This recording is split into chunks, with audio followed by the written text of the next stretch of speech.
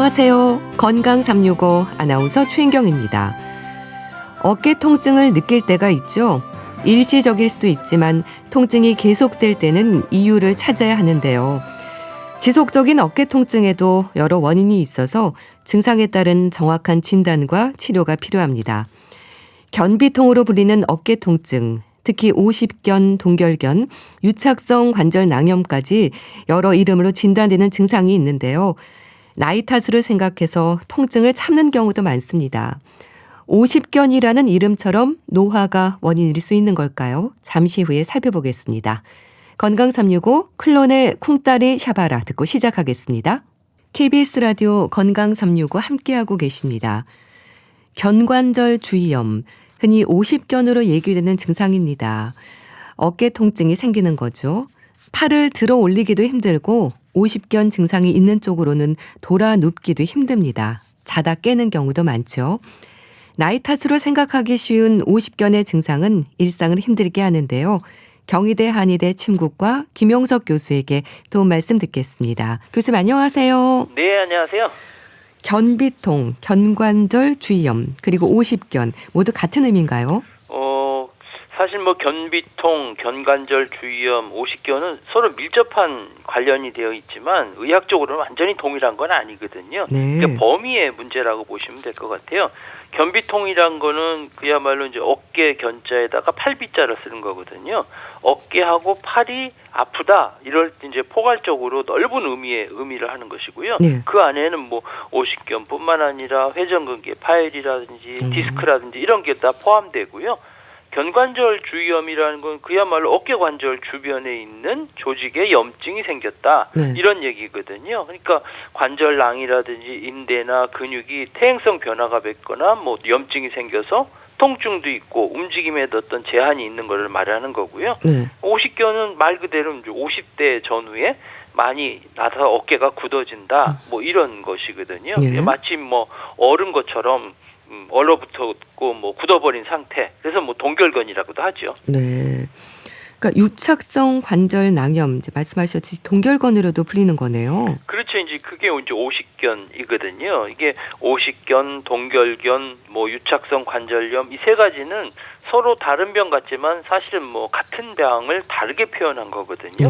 오십견 명확하게 의학적인 명칭은 유착성 관절낭염이거든요. 그러니까 어깨 관절에 위치한 그 관절낭이 두꺼워져서 힘줄하고 인대가 꽉 달라붙어 버리는 거거든요. 그렇게 유착이 심해지면 또 염증도 발생되고 통증도 더 늘어나게 되는 거고 어깨가 잘 안 움직이니까 마치 어깨가 얼어붙은 것처럼 굳는다고 해서 동결견이라고 얘기하는 거죠. 네. 그런데 오십견으로도 불리는 걸 보면요. 중년 이후에 흔한 증상인 것 같은데 왜 그렇습니까? 나이가 위험 요인인 건가요? 그럴 수 있죠. 오십견이란 말 자체가 50대의 중반에 가장 많이 생기는 이제 어깨 질환이다 보니까 네. 오십견이라고 하지만 요즘은 30견, 40견 이런 얘기도 나오거든요. 사실 오십견의 원인에 대해서 아직까지는 명확하게 밝혀진 건 없지만 네. 대부분 이제 노화다 이렇게 생각할 수도 있고요. 자세가 잘못되거나 운동 부족이 해서 이런 것이 생긴다 이렇게 볼 수 있거든요. 네. 보통 하나의 원인보다는 여러 가지 복합적인 원인에 의해서 나타난 것을 보고 있지만 가장 큰 원인은 아무래도 오십견이라다 보니까 노화인 경우가 많죠. 네. 그런데 다른 어깨 질환은 이제 대부분 원인이 분명하지 않습니까? 오십견은 나이 외에 그러면 자세나 운동 부족 이런 부분들이 지적이 되는 건가요? 어떤 그렇죠. 요인들이 있을까요? 노화 때문에 퇴행성 변화가 주된 원인이지만은 사실 원인을 알 수 없는 1차성하고 특정한 어떤 원인에 의해서 발생되는 2차성 이렇게 나눌 수 있거든요. 네.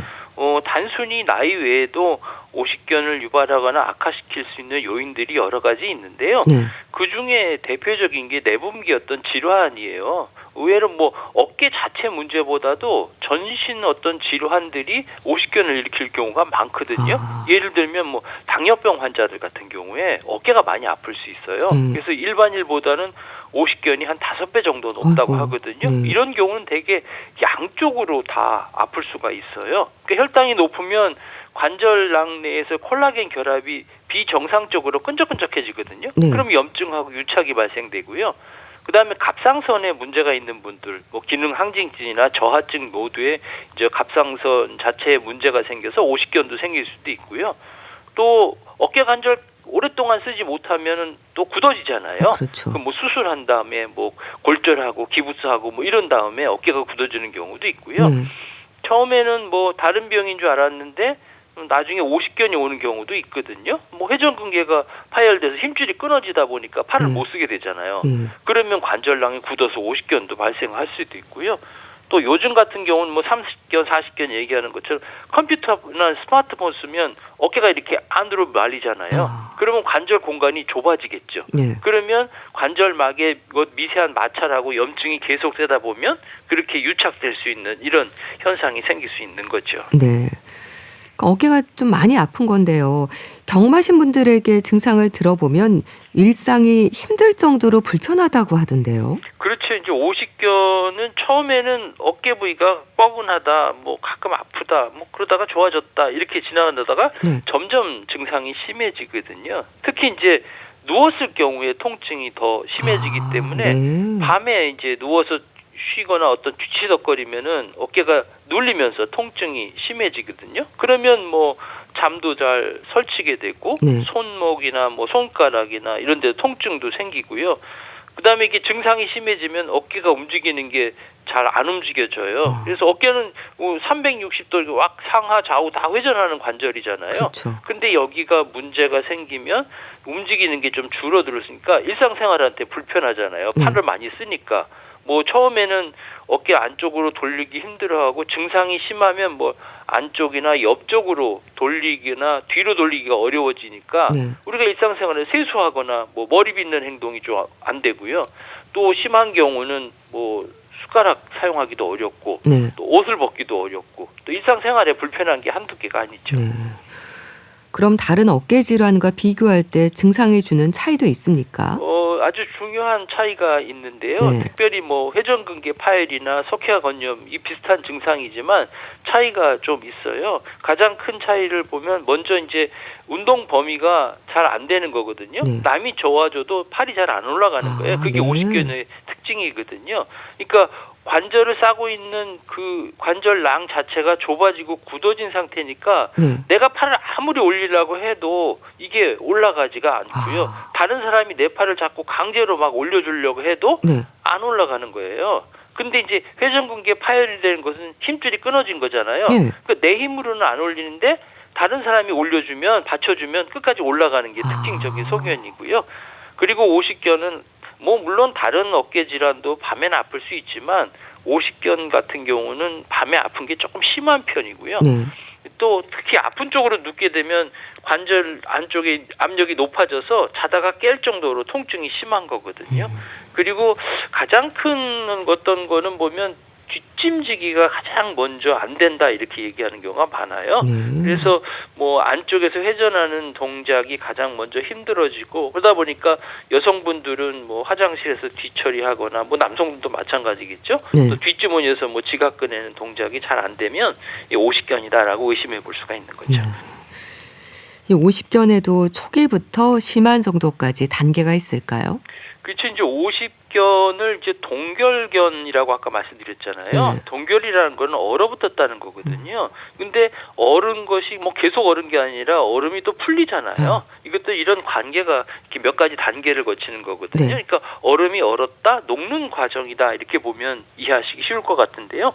먼저 이제 통증하고 뭐 경직감이 심해지는 염증기가 있을 거고 그다음에 얼려고 하는 그런 시기가 있을 거고 그다음에 얼어붙은 시기가 있을 거고 얼음이 녹는 시기가 있는 것처럼 요게 각각 단계별로 한 3개월 내지 4개월 거치거든요. 그러니까 통증하고 관절의 움직임에 제한이다 보니까 처음에 있다가 그다음에 또 3, 4개월 지나면 통증은 사라지고 관절의 운동만 잘 안 되는 경우 있고 또 3, 4개월 지나면 점차 관절의 운동도 점점 회복되는 현상을 보니까 이런 사이클을 보면 대개 한 1, 2년 정도 경과를 가지는 어떤 통증 질환이다 볼 수 있는 거죠. 네. 그러니까 누웠을 때 특히 통증이 심하다고 하셨는데 이런 통증뿐 아니라 경직이 되기도 하는 거네요. 그렇죠. 이제 통증보다 오히려 뭐 굳어지는 경직이 있다고 해도 과언이 아니거든요. 그러니까 유착성 관절 양염 그 자체로 보면 아까 말씀드렸던 관절 싸고 있는 주머니가 염증으로 인해서 딱 달라붙는 거잖아요. 굳어버리니까 움직임에 문제가 생기는 거죠. 그래서 뭐 처음에는 통증이 서서히 시작하면서 조금 뻣뻣해지다가 그 다음에 경직이 절정적으로 오르는 게 이제 굳어지는 상태거든요. 그 다음에 이제 풀리는 상태는 점점 회복되는 상황이고요. 사실 뭐 경직되는 특징은 어느 방향이든지 이런 통증이 굳어지는 이런 현상들이 생길 수 있고요. 뭐 앞으로 올리기라든지 그리고 뭐 만세 같은 게 잘 안 되잖아요. 그렇죠. 그리고 옆으로 올릴 때는 팔을 옆으로 들어올리는 폭이 좀 좁아지는 거고 뒷짐지는 동작이 가장 먼저 그리고 가장 심하게 문제를 일으킨다고 아까 말씀드렸죠. 네. 아무래도 초기 치료가 중요하다는 말도 많이 하던데요. 그럼 치료를 하면 좀 회복을 당길 수 있을까요? 그렇죠. 이제 오십견이 앞에 말씀드렸죠. 이렇게 단계적으로 또 시기적으로 지나다 보니까 저절로 이렇게 자연적으로 회복되는 상태라고 생각하시는 경우도 상당히 많거든요. 그러나 이제 초기 치료를 정확하게 또 적절하게 하게 되면 이런 증상들이 많이 개선될 수 있어요. 오십견은 통증이 심하다 보니까 가만히 두면 낫는다 이렇게 생각하지 않고 적극적으로 치료하는 것이 무엇보다도 중요하거든요. 왜냐하면 자연 치료를 기다리면 보통 1년에서 2년 걸리지만 또 길게는 3년까지 고생하잖아요. 아프면서. 그렇죠. 그래서 적절한 초기 치료를 하게 되면 그 기간들을 단축시켜 줄 수가 있는 거지요. 네. 뭐 운동 범위가 좁아지고 도와줘도 팔이 안 올라간다라고 하셨는데요. 머리 빗기도 힘들고 옷을 입고 벗기도 힘들 정도까지 되면 불편이 클 것 같습니다. 이런 상태에서 병원을 찾는 분들도 많은가요? 그렇죠. 이제 머리 빗기가 힘들다. 일상생활이 힘든 거잖아요. 옷 입고 벗기가 힘든 상태. 이런 상태 때문에 이제 병원에 오시는 분들이 가장 많이 오시는 거죠. 그러시군요. 사실 초기에는 단순히 어깨가 결리는구나. 뭐 좀 있으면 낫겠지 이렇게 참고 지내는 분들이 상당히 많으시거든요. 근데 이제 일상생활이 좀 불편해지면 그때서 이거 심각하구나 하고 병원에 오게 되는 거예요. 그래서 실제로 이제 진료실 오시는 분들을 보면 뭐 머리 감기라든지 드라이기로 머리 말릴 때 세수할 때 목 뒤가 안 닦인다 뭐 이래서 오시는 경우도 있고 옷 입을 때 뭐 셔츠 단추도 잘 안 채워주고 코트 입으려면 팔을 뒤로 올리잖아요. 근데 그게 잘 안 되니까 아주 불편해하다. 그리고 잠자기고 힘들다. 뭐 이렇게 해서 오시는 경우가 많죠.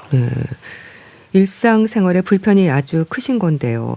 진료실에서는 진단을 위해서 일단 증상에 대한 질문을 많이 하실 텐데요. 어떤 부분을 확인을 하세요? 사실 이제 진료실에서 환자분들을 이렇게 상태를 문진하고 이렇게 진찰할 때 보면 단순히 뭐 어디 아프세요 이렇게 물어보는 것보다는 얼마만큼 움직이는지 그리고 통증이 어떻게 아픈지 뭐 찌릿찌릿이 아프냐 뻐근하게 아프냐 이런 것 따라서 이게 이제 오십견인지 아니면 다른 어깨 질환 예를 들면 회전근개가 파열됐다든지 석회화 건염이 있든지 이런 것들을 감별하는 데 상당히 중요하거든요. 그래서 또 통증의 발생된 어떤 시점하고 양상이 중요하거든요. 그래서 물어볼 때 보면 뭐 언제부터 아프셨어요? 이렇게 물어보잖아요.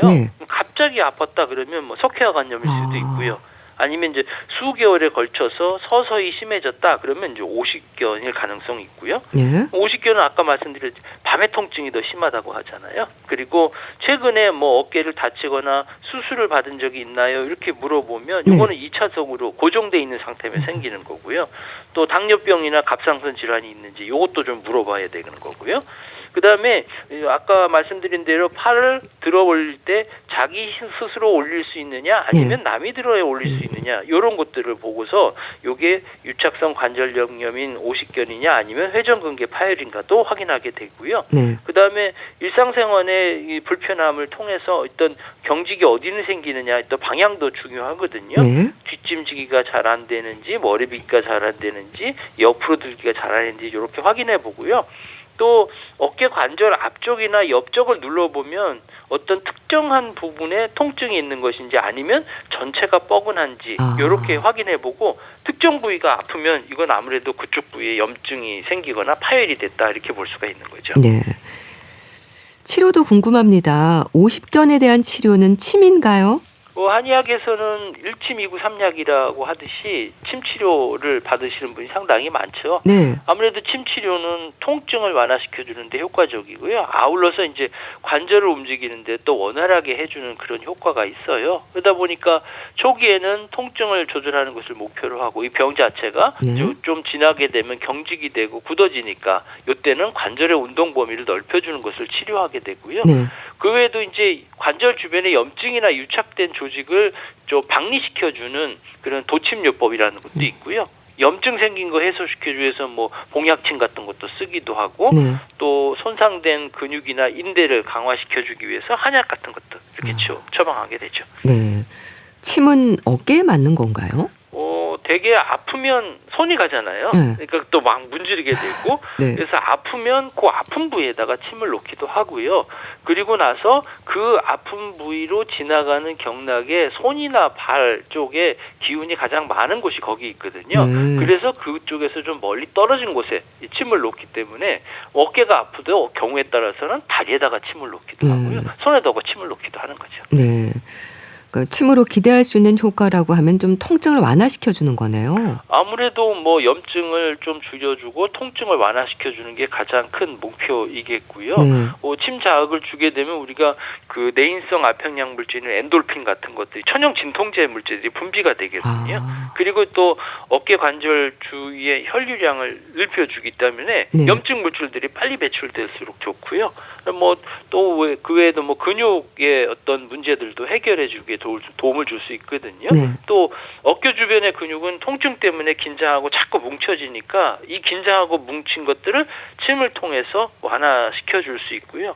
또 근력도 회복시켜주고 또 근육의 불균형들을 많이 해소시켜 줄 수 있고 그다음에 관절량의 혈액 송급을 좀 원활하게 하지 않게 되면 네. 퇴행성 변화가 자꾸 생기니까 침 치료를 하게 되면 혈액 순환도 좋게 만들어주고 또 영양 공급도 공급되니까 손상된 조직이 스스로 회복하는 그 시간도 단축해주는 역할을 하게 되죠. 네.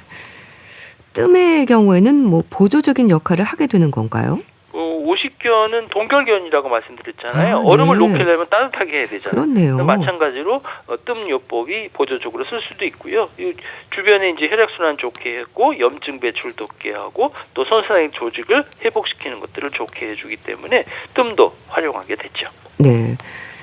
침과 뜸 외에 또 물리치료는 어떻게 진행이 되나요? 물리치료도 마찬가지로 통증을 완화시켜주고 어깨 관절 범위를 넓혀주는 역할을 하거든요. 네. 그래서 뭐 따뜻한 핫팩이라든지 아니면 온탕 목욕 같은 거 이런 것들 하게 되면 혈액순환이 좋아질 거 아니에요. 네. 그러면 긴장된 것들이 풀어지고요. 또 따뜻한 거 된다고 해서 그냥 마냥 되는 게 아니라 이것도 적정 자극이 필요해요. 네. 한 15분에서 20분 정도 따뜻한 물에서 또는 핫팩을 해주시는 게 좋겠고요.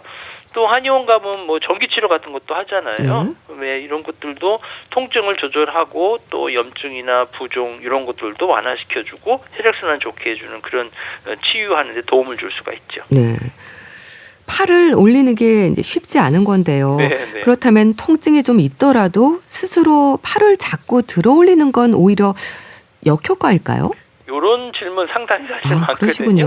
오십견에는 운동을 하는 게 중요한데 네. 아픈데 이거 어떻게 운동하냐. 그러니까 어떻게 보면 통증하고 운동 사이에 줄타기 하는 게 아주 중요한 역할 중에 하나라고 볼 수 있거든요. 그래서 결론부터 말씀드리면 통증을 완전히 무시하고 억지로 막 끌어올리고 이런 거는 역효과를 내지만은 네. 통증이 약간 느껴지는 범위까지는 움직여야 한다. 요게 사실 뭐 정답인 거거든요. 무조건 참으면서 이렇게 막 움직이게 되면 사실 오십견은 관절막에 염증이 가득한 거잖아요. 네. 이걸 억지로 강한 힘으로 팔을 억지로 올리면 파열이 일어날 수 있잖아요. 그러면 그렇군요. 염증 수치가 더 올라가고 통증이 더 심해지잖아요. 이렇게 문제가 생기고 또 반대로 아프다고 전혀 움직이지 않으면 네. 염증 물질이 자꾸 쏘여 있단 말이에요. 그러면은 굳어지잖아요. 그럼 조금씩 움직여서 관절에게 혈액순환을 좋아하면서 유착을 방지하는 이런 필요가 있는 거죠. 네. 그래서 오십견은 사실 어떻게 보면 안 아픈 것뿐만 아니라 예전처럼 움직이는 것이 최종 목표이기 때문에 굳은 관절막을 아주 조금씩 매일 늘려가는 과정이 필요한데 가장 안전하게 할 수 있는 거는 시계추 운동 같은 거예요. 그냥 의자나 책상에 건강한 손을 짚고 상체를 숙인 다음에 아픈 팔을 힘을 쭉 빼고 아래로 뚝 늘어뜨리는 거예요. 그리고 살살 돌리는 거죠. 예, 이렇게 시계추처럼 원을 그리면서 돌리는 운동을 하시면 도움을 될 수가 있습니다. 네. 또 50견은 시간이 약이라는 말도 맞는 것 같은데요. 시간이 지나면서 자연 회복되는 것도 조금 신기합니다. 그런 경우도 있다고 하셨는데 어떻게 하면 될까요? 그렇죠. 이제 50견이 시간이 지나면 뭐 저절로 낫는다, 뭐 세월탕이다, 뭐 이런 얘기도 하는데 네. 사실 뭐 의학적으로는 앞에 말씀드린 어느 정도 일리가 있는 얘기거든요. 염증이라는 것이 뭐 항상 있는 게 아니고요. 마냥 있는 것이 염증도 유통기간이 있어요. 50견은 관절막에 어떤 심한 염증이 생기는 병인데 우리 몸의 면역체계라는 것은 염증이 발생하면 이거를 해결하기 위해서 끊임없이 운동을 하거든요. 활동을 하거든요. 그렇군요. 그러니까 초기에는 뭐 활 타오르는 불꽃처럼 통증이 심해지만 시간이 지르면서 염증 반응 자체가 자기 에너지를 다 쓰고 나면 서서히 이렇게 사그라들거든요. 보통 뭐 6개월에서 1년 정도 지나면 통증이 원인이 되었던 어떤 화학적 염증 물질들이 줄면서 이제 좀 덜 아프겠다라는 느낌을 주는 거고요. 또 우리 몸이 조직이 손상되는 것은 우리 몸이라는 건 항상 옛날에 있는 상태, 정상태로 자꾸 돌아가려는 그런 상태가 있거든요. 자연 치유적인 어떤 능력이 있단 말이에요. 그래서 딱딱하게 유착됐던 그 섬유들이 시간이 지나면서 조금씩 느슨해지고 관절액이 다시 순환되면서 이런 유연성을 찾게 되는 거죠. 예방도 가능할까요? 50견이 생겼을 때 제때 치료하는 것도 중요하지만 또 사실은 예방이 더 중요한 거거든요.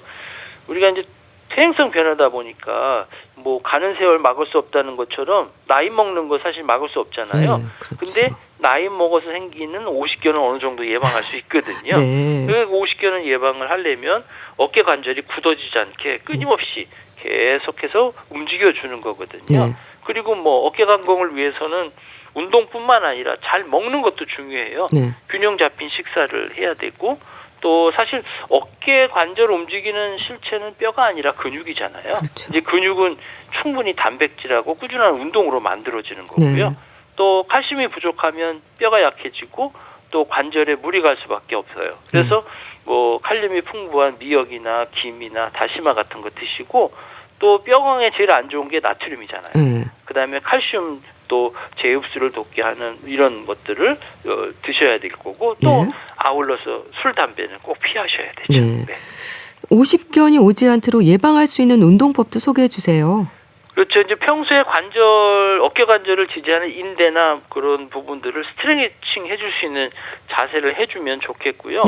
운동이라는 거는 한 번 하면 또 막하니 하면 또 세게 하면 좋을 것 같지만 그런 게 아니고 규칙적으로 하는 게 중요하고 꾸준하게 하는 거예요. 많이 한다고 좋은 게 아니고 많이 한다고 또 빨리 회복되는 거 아니거든요. 그래서 뭐 팔을 들어 올리는 것도 천천히 10초 세면서 긴장을 풀면서 특히 이제 아프지 않은 팔로 아픈 팔을 머리 위까지 들어 올리는 운동 뭐 이런 것들 해주시고 팔을 스스로 올리는 운동 해주고 아까 얘기했던 시계추 운동 같은 거 이렇게 해주시고 뭐 바닥이나 침대에 누워서 가벼운 통증이 느껴질 때까지 팔을 뭐 위로 만세하듯이 이렇게 올려주는 운동도 도움을 줄 수 있고요. 뭐 곤봉 채도나 뭐 철봉에 매달리는 운동도 이렇게 도움을 줄 수 있죠. 네, 알겠습니다. 자, 오늘은 50견에 대해 이제 한의학적인 진단과 치료 알아봤는데요. 경희대 한의대 침구과 김용석 교수 함께했습니다. 감사합니다. 네, 감사합니다. KBS 라디오 건강 365 함께하고 계신데요. 이지혜의 러브미 러브미 듣고 다시 오겠습니다. KBS 라디오 건강 365 함께하고 계십니다. 건강의 궁금증을 책으로 알아봅니다. 북컬럼니스트 홍순철 씨, 안녕하세요. 네, 안녕하세요. 오늘은 피부 건강을 위한 책을 소개해 주시는 건가요? 제목이 광고 문구 같기도 한데 피부가 보내는 신호를 놓치지 마세요 라는 책을 들고 오셨어요. 그렇습니다. 피부가 좋으시잖아요. 건강도 좋으실 것 같습니다. 우리가 흔히 피부를 전신의 거울이라고 부르지 않습니까? 그 이유는 피부가 단지 우리 몸과 외부와의 어떤 경계를 짓는 보호막이면서 차단막 역할만 하는 게 아니라 어떤 내부의 장기와 전신 건강 상태를 보여주는 일종의 신호일 수 있기 때문인데요. 네. 우리가 우리 몸을 유기체라고 그러죠. 이 말은 서로 따로 떨어져 있지 않고 긴밀히 연결되어 있고 또 서로 정보를 주고받고 있다라는 겁니다. 네. 이렇게 서로 따로 떨어져 있지 않고 정보를 주고받기 때문에 우리 피부에 나타나는 변화를 통해서 우리 몸의 변화를 확인할 수 있다라는 건데요. 24년 차 피부과 전문의인 저자 신나라 씨는 네. 피부 기능 의학을 연구하고 있다고 그래요. 이 피부과 전문의로서 네. 기능 의학을 공부하고 두 학문을 접목을 해서 환자들을 치료하고 있는데요. 네. 일단 저도 뭐 최근 들어서 소개한 책들 가운데 기능의학과 관련된 책들이 좀 있는 것 같은데요. 기능의학이라고 하는 말은 한 사람의 유전적인 환경 또 그 사람이 살고 있는 어떤 환경, 생활 습관, 마음 상태까지 전체적인 맥락을 이해하고 이걸 기반으로 어떤 사람의 증상을 개선하는 방법을 고민한다던가 네. 재발 방지라던가 웰빙까지 추구하는 일종의 포괄적인 의학 접근이라고 이야기할 수 있는데요. 그래서 저자는 네. 피부를 치료하고 있지만 네. 피부의 변화가 단지 피부만의 문제가 아니다라고 이야기합니다. 그러니까 우리 몸이 피부를 통해서 어떤 신호를 보내고 있다라고 이야기하는 건데요. 피부의 변화가 우리 몸속의 상태라든가 어떤 문제들을 알려주고 있다라는 겁니다. 그래서 피부가 보내는 이 신호를 잘 파악을 해서 우리 몸속의 불균형을 바로잡을 수 있다면 네. 피부는 물론이고 전신의 건강까지 유지할 수 있다라고 이야기하고 있는데요. 그래서 책의 제목이 피부가 보내는 신호를 놓치지 마세요입니다. 네. 그러니까 피부 건강도 몸의 균형을 잡는 게 중요하다는 거네요. 그렇습니다. 우리가 서구화된 식생활이라든가 네. 환경오염 또 화장품, 가공식품 이런 것들을 통해서 우리 몸이 화학물질에 상당히 많이 노출이 되고 있거든요. 네. 그러면서 뭐 피부에 문제가 많이 생깁니다. 아토피라든가 여드름이라든가 또 여러 가지 만성 염증성 피부염 이런 것들이 증가를 하고 있는데 네. 사실 이게 피부만의 문제가 아닐 수 있다는 그렇죠. 거죠. 수면이라든가 네. 운동 같은 일상적인 생활뿐만 아니라 학업 업무, 사회생활에도 지장을 주는 이러한 문제들이 우리의 삶에 지대한 영향을 미치게 되는데 네. 각각의 원인들이 사실은 우리 몸속에 존재할 수 있다라고 분석하고 있는 건데요. 예를 들자면 만성 피부 질환은 네. 우리 몸속의 장내 세균의 불균형 때문에 나타날 수 있다고 그럽니다. 그리고 스트레스라든가 네. 식생활, 생활 습관도 이 피부 염증의 원인이 될 수 있다는 거죠. 네. 그래서 단지 피부에 나타난 증상을 조절하는 약이라든가 네. 뭐 처치라든가 스테로이드 처방이라든가 이런 것들을 통해서 네. 일시적으로 호전되는 것 같지만 결국은 이 문제가 다시 재발해서 반복되는 이유는 몸속의 근원적인 원인을 치료하지 않았기 때문이다. 그래서 근본 원인을 찾아서 해결하는 기능의학적인 접근이 필요하다라고 네. 강조하고 있습니다. 피부와 네. 몸속의 장과 우리의 뇌와 그리고 마이크로바이옴이라고 하는 이 미생물은 서로 신호를 주고받으면서 긴밀하게 연결돼 있다는 건데요. 일단 책을 펼쳐서 목차를 보면 흥미로운 부분이 많이 있습니다. 네. 어떤 건가요? 장이 안 좋으면 피부도 안 좋다. 아. 이런 말씀 많이 들어봤지 네. 않습니까? 또 뇌에서 일어나는 일을 피부가 숨길 수 없다. 네. 이 말이 곧 피부와 장과 뇌가 서로 연결되어 있다. 유기적인 관계라는 걸 보여준다는 거죠.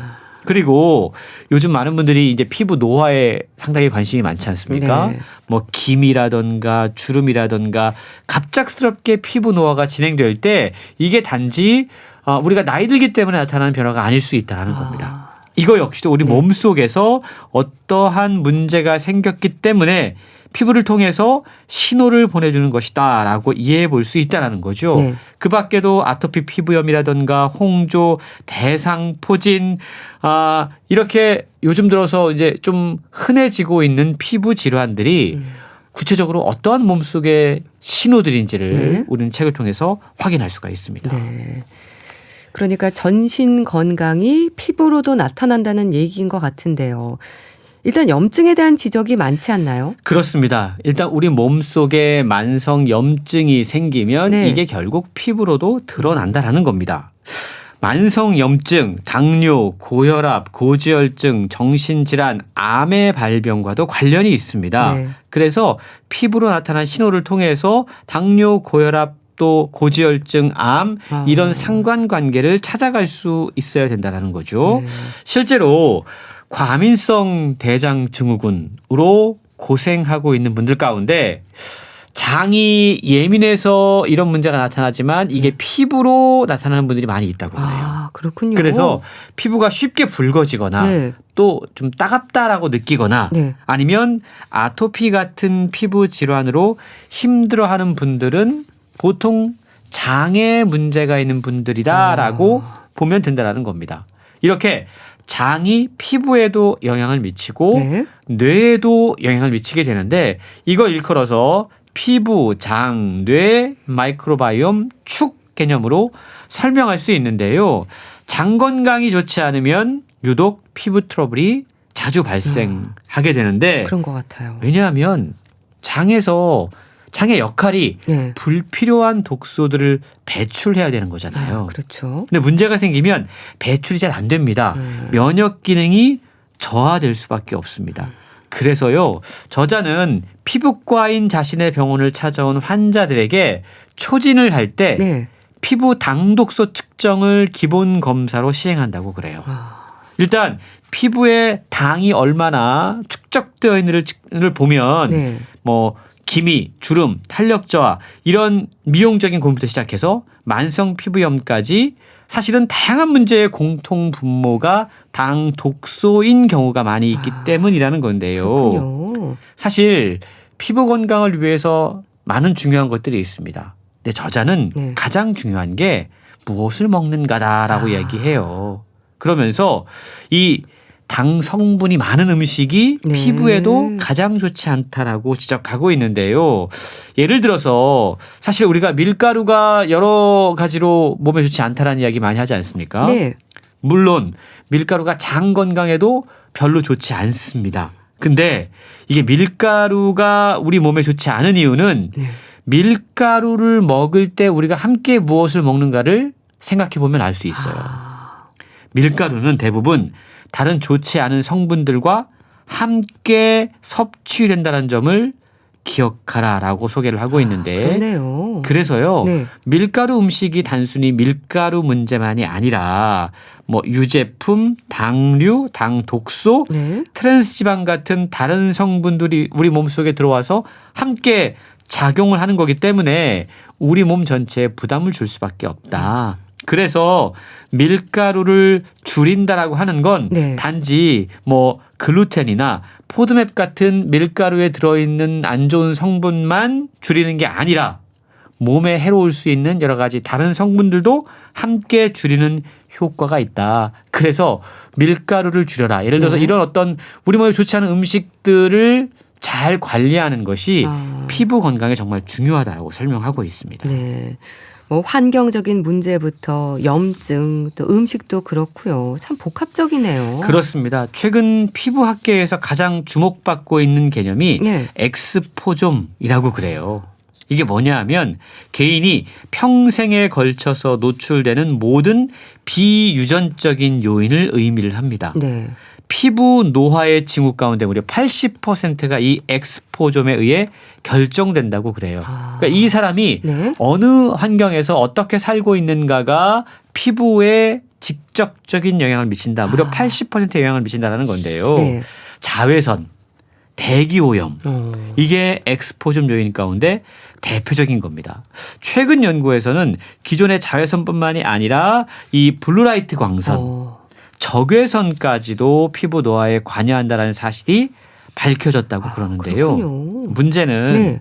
자외선과 미세먼지가 만나면 그 시너지 효과가 엄청나다고 그럽니다. 그래서 네. 햇빛이 많은 날 미세먼지가 있을 때는 가능한 외부 활동을 하지 않는 것이 피부에는 가장 좋은 방법입니다. 그 밖에도 네. 스트레스, 수면 부족, 식습관 이거 역시도 엑스포좀 비유전적인 요인이 될 수 있다라는 건데요. 네. 더불어서 저자는 피부 노화의 또 다른 핵심적인 요인이 혈당이다라고 지적합니다. 혈당이요? 네. 이 핵심 기전이 당화 반응이라고 하는 건데 혈액 속에 당이 좀 당이 높아지면 네. 이 당 분자가 단백질에 달라붙는다고 그래요. 아, 그래서 이게 최종 당화산물을 생성하게 되는데 문제는 이게 접착제 같은 역할을 합니다. 네. 그래서 피부 탄력에 중요한 역할을 하는 콜라겐과 엘라스틴 섬유들을 접착제처럼 묶어버려요. 아, 이렇게 되면 네. 피부가 탄력을 잃게 되고 주름이 깊어지고 누렇고 칙칙하게 변색될 수 있다라고 설명하고 있는데요. 실제로 당뇨병 환자들의 피부가 탄력이 떨어지고 주름이 더 깊고 피부톤이 노란 빛을 띠는 이유가 바로 여기에 있다고 그럽니다. 참 피부를 전신의 거울이라고 부르는 이유를 알겠네요.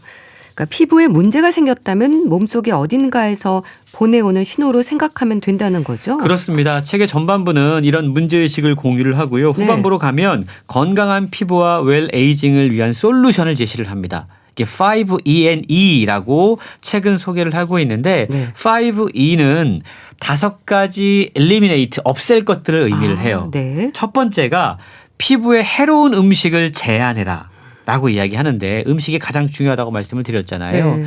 음식들이 만성염증을 유발하고 장 건강을 해칠 수 있기 때문에 반복적으로 피부에 문제가 생기고 있다면 일단 음식을 제한할 필요가 있다. 적어도 3주 정도는 제한해야 되는데 네. 특별히 제한할 것들은 당 독소가 높은 것들, 튀긴 음식, 네. 유전자 변이 식품, 초가공 식품 이런 것들이 장 건강뿐 아니라 피부에도 좋지 않다고 그럽니다. 특히 책에서 저는 네. 유제품, 우유에 대한 설명이 상당히 인상 깊었는데요. 네. 이 유제품이요. 여드름 발생 그리고 악화를 유발할 수 있다고 그럽니다. 그렇군요. 우유를 어릴 때 우유를 먹는 건 좋은데 네. 나이가 들어서 우유를 먹으면 이 우유에 함유된 유청 단백질이 인슐린 반응을 자극하고 피지 생성과 모낭 각질층 증식을 유도를 해서 네. 여드름 발생으로 이어질 수 있다고 그래요.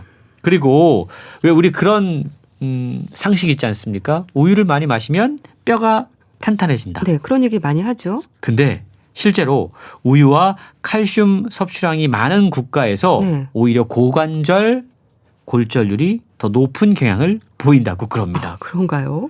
흥미로운 연구 결과고요. 네. 또한 유제품 섭취가 유방암이라든가 전립선암이라든가 여러 가지 암 발생률과 강한 상관관계를 보였다라는 국제 비교 연구도 책에 소개가 되고 있는데요. 네. 그래서 저자는 우유는 영아기의 모유의 대체제로만 섭취하거나 아니면 성장기 또는 영양이 부족한 상태에서 체중과 근육 증가를 위해서는 섭취하는 것이 좋지만 네. 성인이 된 이후에는 우유를 많이 먹는 것이 결코 좋지 않다라고 설명하고 있습니다. 네. 이 피부과 전문의인 저자가 책에서 제안하는 방법들은요, 이제 모두 줄이거나 제거하는 건데요. 그만큼 우리가 해로운 환경에 많이 노출되어 있다는 얘기가 아닐까 싶어요. 그렇습니다. 식생활도 관리를 해야 되고요. 네. 또 다른 생활 습관 예컨대 잠, 물, 운동 이런 것들도 관리하는 게 상당히 중요합니다. 네. 특히 적절한 수면 그리고 신체의 상관관계를 좀 주목을 해야 되는데 우리가 보통 잠을 잘 자야 된다라고 하는 이유가 이게 피부에만 중요하기 때문이 아닙니다. 여러 그렇죠. 가지로 이 수면이 우리에게 긍정적인 효과를 일으키는데요. 네. 피부를 좋게 하는 일종의 호르몬도 식욕을 줄여주는 호르몬도 우울감을 낮추어주는 호르몬도 우리가 잘 때 밤 10시에서 2시 사이에 가장 활발하게 나온다고 그럽니다. 네. 그래서 이 시간에 잠을 제대로 자지 못하면 뇌의 염증 또 신경퇴행성 질환을 유발할 수 있고 네. 전신의 염증 반응을 일으키고 식욕이 증가하고 혈당 조절이 어려워짐으로써 체중 증가로 이어질 수 있다는 거죠. 네. 그렇다면 어떻게 잠을 잘 것인가? 뭐 이러한 내용들은 최근 뭐 많은 책들을 통해 소개가 되고 있는데 네. 일단 잠자리에 들기 전부터 주변의 조도를 좀 낮춰야 되죠.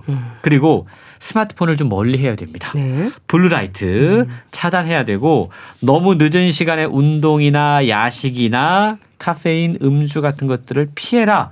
이게 상식이거든요. 네. 사실은 실행하기 힘들지만 분명히 이걸 기억하고 우리가 꾸준히 실천해야 된다는 겁니다. 그리고 피부를 보호하려다가 오히려 망치는 습관들도 있다고 그래요. 어떤 건가요? 첫째가 바로 너무 많은 기초 화장품. 보통 여성분들은 요즘에 뭐 적어도 5단계, 뭐 7단계, 10단계까지 가는 분도 그렇죠. 있다고 그러는데 이렇게 과한 기초 화장품은 피부의 자생력을 떨어뜨리고 네. 모공을 또한 막을 수 있다고 그럽니다. 또 다른 잘못된 습관은요. 너무 뽀득뽀득한 세안입니다. 너무 많이 씻는 거예요. 네. 우리 피부에는 자연 보호막인 유분층이 있기 때문에 네. 지나치게 많이 자주 씻게 되면 유분층까지 같이 씻겨 내려가기 때문에 면역력이 떨어진다고 그럽니다. 그래서 이 약산성의 부드러운 세안제를 활용할 것을 책은 강조하고 있습니다. 네. 이런 피부 건강을 위해서는 생활 습관 전체를 살펴야겠네요. 그렇습니다. 피부는 우리 몸의 수분 상태를 또 반영하는 기관이라고 그래요. 네. 그리고 피부를 보면 우리 몸속에 수분이 얼마나 있구나라는 걸 측정할 수 있다고 그럽니다. 네. 피부의 전체적인 탄력과 회복력은 우리 피부의 진피 속에 콜라겐이라든가 엘라스틴 구조가 좌우를 하지만 사실은 겉으로 딱 느껴지거든요. 저 사람 피부가 되게 탱탱하다. 네, 그렇죠. 탄력이 있다. 네. 그 말은 피부에 그만큼 수분이 많이 포함되어 있다는 겁니다. 다시 말해서 우리 몸속에 수분이 부족하게 되면 피부가 좀 칙칙해 보이고 네. 탄력도도 떨어질 수 있다는 건데요. 그래서 저자는 아침에 물 한 잔을 강조하고 있습니다. 이게 네. 피부만 깨울 뿐만이 아니라 우리 몸도 아침에 물 한 잔을 마실 때 함께 깨어날 수 있다. 정말 건강에 좋은 습관이다라고 설명하고 있는데 책을 통해서 네. 그동안 우리가 피부를 좀 미용의 관점에서만 바라봤다면 이제는 피부가 우리 몸의 신호다. 이런 관점으로 바라본다면 우리가 우리 피부에 대해서 더 많은 관심을 가질 수 있을 것 같고 피부를 더욱더 사랑할 수 있을 것 같습니다. 네. 피부의 변화가 우리 몸속의 상태를 알려준다는 사실이 좀 흥미로웠는데요. 피부가 보내는 신호를 놓치지 마세요. 잘 들었습니다. 북컬럼니스트 홍순철 씨와 함께했습니다. 감사합니다. 고맙습니다. 유재하의 그대 내 품에 보내드리면서 인사드릴게요. 건강365 아나운서 최인경이었습니다. 고맙습니다.